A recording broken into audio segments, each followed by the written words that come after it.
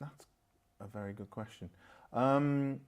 As production manager at Trinity Vision, certainly during placement I don't get any time to write at all, and so therefore I just put things to the side, and literally the rest of the time I take any opportunity just to do some writing. I was using my phone recently to edit and do rewrites on the novel that I'm about to publish. So literally I could sit on the bus and do some work. If I had 5 minutes just sat waiting for a client, I could, get my phone out and read a bit more, and then just had a system where I highlighted what I'd done in a different colour, so I could work my way through it bit by bit. And it's determination, basically. You find the time to do it because you really want to do it.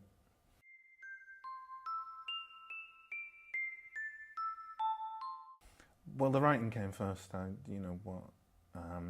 When I went to university, I was doing IT, and quite honestly, I was bored with it. It didn't really interest me that much. I could do it, but I had no passion for it. So I would, rather than going to the lessons I was supposed to go to, I go to the creative writing lessons. And the tutor there said, if you turn up, I'll give you a mark. So I turned up every week, learnt as much as I could, did the writing, and I got a better mark for that than I got for the rest of my university career, because I just ended up dropping out and doing other things. So I moved to Leeds in 2000, and I was working at Leeds University, and I started doing other writing courses whilst I was there. And I went to a screenwriting course because I thought it'd help me with my dialogue. I love films. I've always loved films from the age of 3, going to see Star Wars. I thought films are brilliant, but I thought it's a career you can never get into. It all happens in Hollywood, or maybe a little bit in London, but certainly a kid from the north can't get into filmmaking. And I did this course, and the tutor on that course was really supportive. She thought I had a real talent for it, and I really loved doing it. It's a different way of writing, a different way of thinking of things, because when you write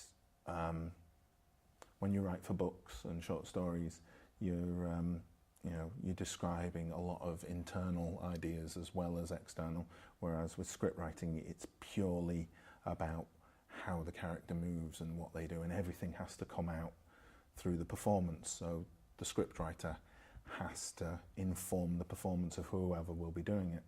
So I became fascinated with that, and my tutor mentioned that there was this competition going to have a film made.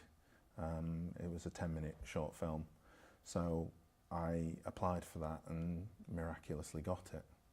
I had to pitch it to 4 people from the film industry. I never really had any dealings with that at all, and I just kind of walked in there with a few sketches I'd done and the script idea, and just told them where it came from and why I came up with the idea, which was a very odd idea. It was about a kid training to be an assassin. So he goes through all of the things he's doing to try and show how he's been preparing himself to become an assassin, and it's all done as if he's writing an essay for school, and at the end of it he comes up behind his teacher and takes them out.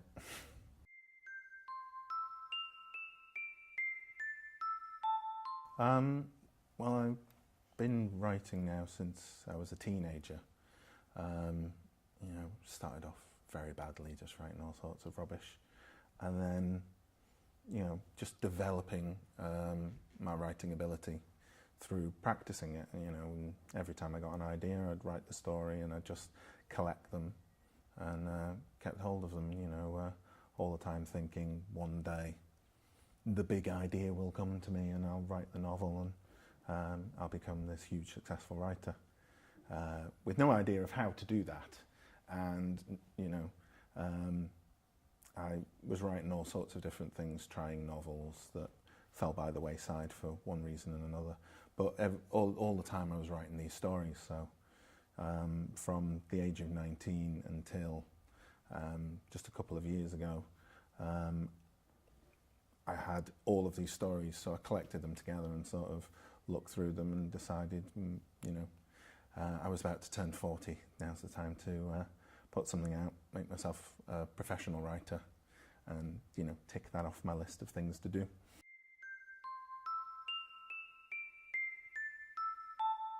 If I was to pick a genre, I think it would misinform people, because I'd have to say horror. But for me, horror isn't necessarily monsters or ghosts or anything supernatural or anything like that. Horror for me is the way one person treats another person. The real horror is the way human beings behave. So I'm always interested in how one person behaves towards another person. When I first started getting into writing, I actually started studying psychology. I was interested in, when you're writing scripts, they call it motivation, but it's the psychology of how people behave towards each other. And from that, I actually did a course on criminology and got really interested in kind of aberrant psychology and things like that.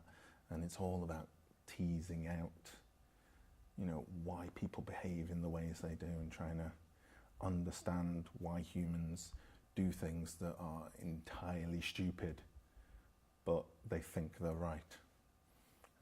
So when I say horror, it's anything from a kind of, a slightly silly black comedy that's poking fun at something, for example, the Twilight films, all the way to something quite dark, psychological, about a killer and their behaviour after they've committed a crime. So there's a vast variety of different stories within it. So I would say to anybody who's reading it, if you don't like the story you're on, move on to the next one. You might prefer it, because there's quite a range in there. It's why I call it Nightmares for Sick Children. It's a bit of a sort of a joke on the idea of horror, but not necessarily, not necessarily classic kind of horror. It's more kind of the weird things that come out of your head late at night.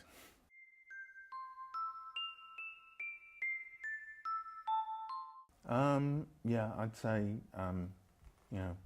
stories are just the most important thing in the world to me. I love a story. I love watching films, reading books. I also love telling stories to people, and I love watching things and deconstructing the story and seeing how it's put together.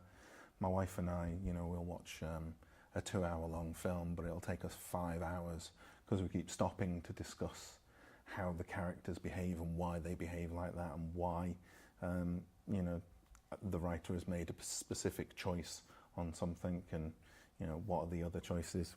We could literally just talk forever about it, and it fascinates me the way the tiniest idea can become so interesting and so complex.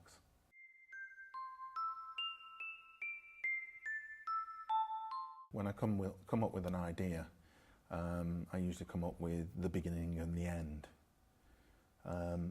in my head at once. It kind of comes with those two elements, and then it's about creating a character who would go from one extreme to the other, and why they would go there. And it's about understanding the character's motivations through each and every step of their journey from one point to another. And I take the dog for a walk and just think about it for hours, or sat on the bus, or any moment I can just go through the ideas in my head and just develop them and think about them, and think about all the different ways that a single idea, a single starting point can finish up.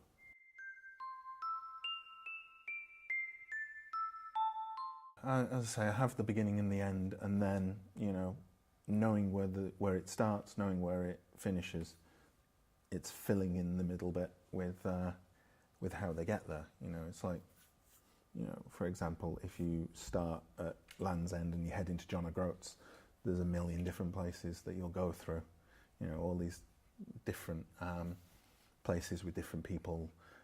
They've all got their own character. All the scenery looks different. So there's different routes that you can take to get there. So it's making all of those decisions. And I love plot and I love structure and I love, you know, developing complex structures that lay on top of each other. And I could spend hours doing that and sometimes, you know, forget that I'm supposed to write a novel at some point and just spend the time building all of that up. And my wife says there's two kinds of writers. There's a plot writer and there's a character writer. She says that the thing she likes about me is that I find them both equally important.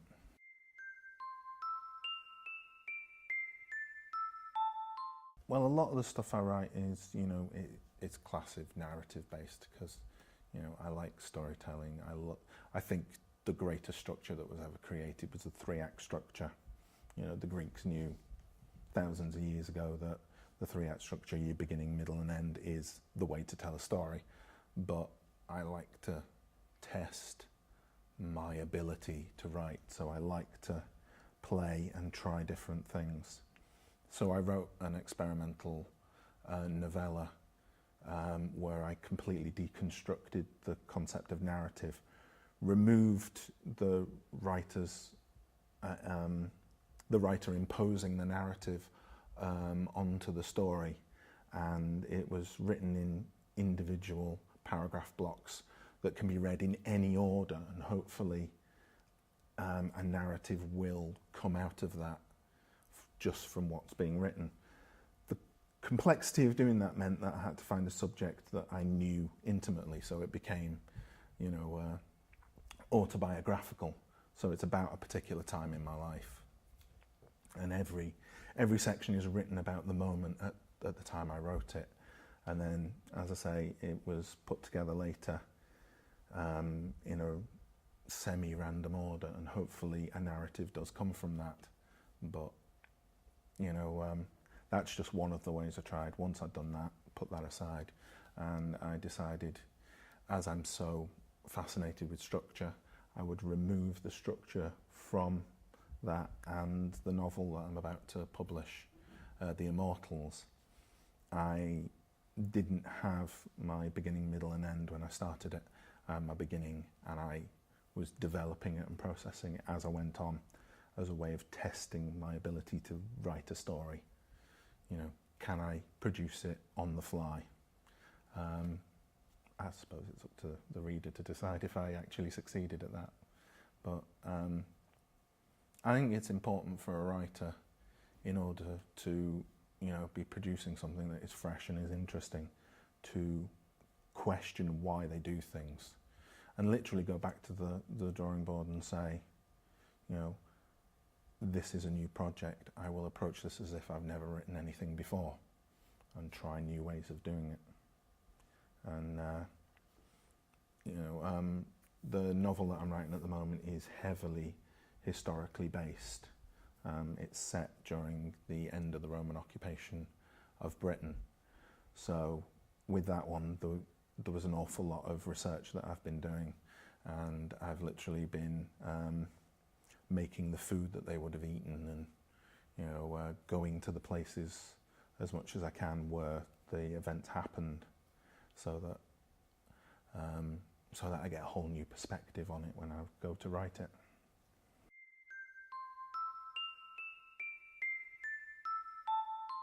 Well, The Immortals, the idea for it actually came to me in a dream, and in the dream I was watching the film of it. But it came from other various different elements. I mean, it's about Arthurian legend, and at the end of the Arthurian legend, King Arthur puts his soldiers to sleep underneath a mountain in order to call them back again when Britain is at its greatest need. So the idea that basically came from it is they must still be there. You know, if that was true, then they'd still be there, and therefore at some point they will be awakened. and what if that happened? So it was the idea that if King Arthur was still wandering around now, 1600 years after the events when he was supposedly alive, for one thing, he probably wouldn't remember all of that then, because it would have just been lost from his mind. So he'd just be going about his life not knowing who he is, and that was the premise that I started with. And then I was able to play with the ideas of looking at the old legends and creating a kind of a parallel storyline to go with it. So it flips between memories of what happened in the past and how Arthur would be now. And, you know, there are lots of sort of humour that comes out of that sort of thing.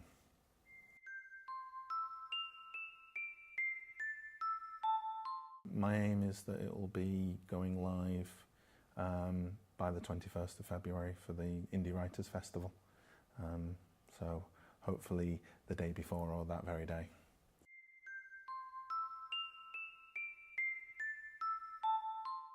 Well, I'm halfway through a novel that is a sort of revenge tragedy come horror story based in the Roman occupation of Britain, right at the very end of the occupation. So I'm halfway through that at the moment, and I've also started with my wife a collection of short stories all based in the town that we live in, Pudsey. That's a fantasy novel based upon the idea that there is a portal in Pudsey to other alternative realities of Pudsey in a different world, and then we just play with the different idea of all that can happen. And we've been researching the history of the area to make it as realistic as possible and put in little real elements. But it's a chance to sort of play with the idea, you know, and have lots of fun stories that come out of that. And you know, just the fact that we like living in Pudsey and it's a really nice place, and it does have a surprising history when you dig down into it.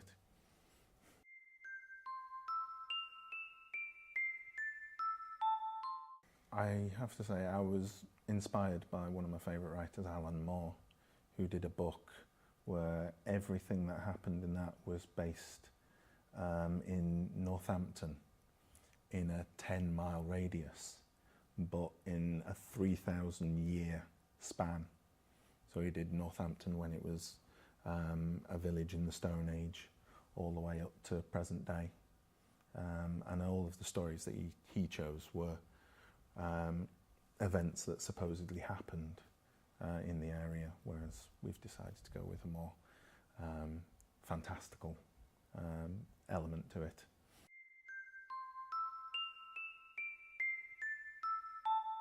Well, don't expect anything to happen too quickly. You know, to get anywhere in any career would take a very long time, and I'd say writing is even more so, because it takes an incredibly long time to do it, and there's an incredible amount of dedication you have to put into doing what you do.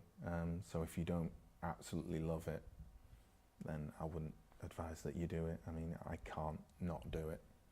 If I don't write, I just become a pain, really. It gets out all of that negative energy in you, and it makes me a very calm person. Whereas I wouldn't be if I didn't do it. So if you love it so much, then I think you'll find a way to do it. And these days with digital publishing, you can do it yourself. I mean, I'm terrible with the whole, you know, the whole publishing element of it, because it's a world I don't understand and a world I'm very far from. But you can just throw it out there and then see what you can do to make it happen. You know, you won't earn money out of it, but you know, if you're in it to earn money out of it, I suggest you get out of it and do something else.